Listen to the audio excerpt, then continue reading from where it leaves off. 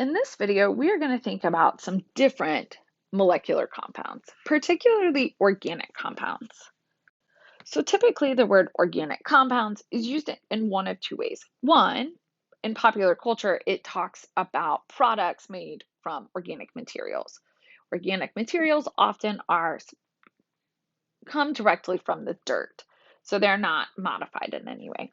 So organic compounds typically are thought of as the compounds of life, and they are composed of mostly nonmetals, specifically carbon, hydrogen, nitrogen, and oxygen. So these compounds are things like the molecules that make up our proteins, the molecules that make up our DNA, which really compose everything. And one of the things that is interesting about these organic compounds is carbon.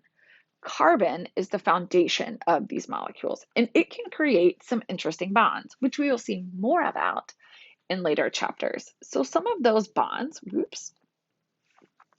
it can create more than one type of bond. So we can create this compound, which is C2H2. And so between the two carbons, there are three bonds.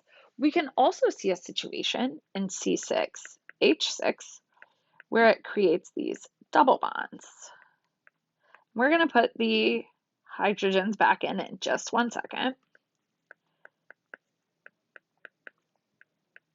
Where between most of these, they have different types of bonds.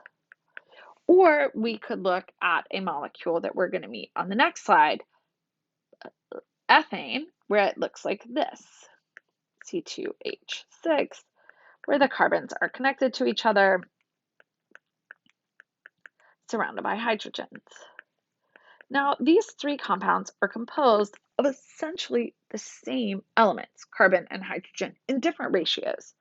So both we see 1:1 in most cases, or 1:3 in the case of ethane. But the carbons interact with the other molecules in slightly different arrangements. In later chapters, we will look at how these interact in 3D space. But carbon is the more interesting element in these cases because it can create multiple bonds. So organic compounds can be saturated or unsaturated. Saturated means no double bonds.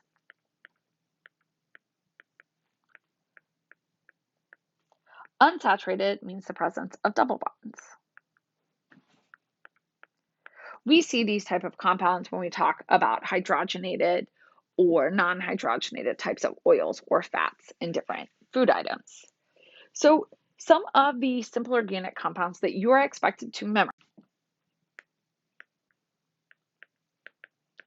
for this course are things like CH4, methane, C2H6, ethane, C3H8, propane,